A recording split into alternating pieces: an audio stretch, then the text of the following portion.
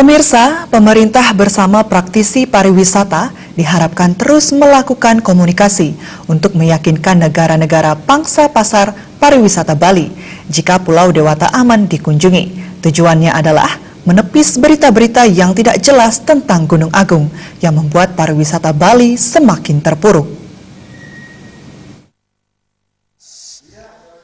Wakil Ketua Asosiasi Pengusaha Indonesia Bali, Wayan Sadra, mengatakan banyak berita dan informasi yang keliru berkembang tentang Gunung Agung, bahkan terkesan dibesar-besarkan. Kondisi tersebut membawa dampak pada sektor pariwisata Bali. Ribuan wisatawan yang hendak berlibur membatalkan kunjungan ke Bali hingga membuat tingkat hunian kamar turun drastis. Dampak ikutannya, banyak karyawan hotel yang diliburkan sementara akibat sepinya wisatawan.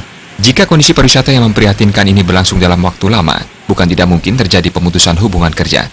Menyikapi kondisi demikian, pelaku pariwisata bersama pemerintah diminta terus melakukan komunikasi meyakinkan negara-negara pangsa pasar wisatawan Bali masih aman untuk dikunjungi. Gunung Agung meletus tahun 63 itu yang diperlihatkan di YouTube, padahal situasinya tidak separah itu. Nah, inilah yang harus dikonter oleh pemerintah untuk memberikan informasi yang jelas kepada dunia bahwa Gunung Agung radiusnya sekian kilometer, bukan ke seluruh Bali.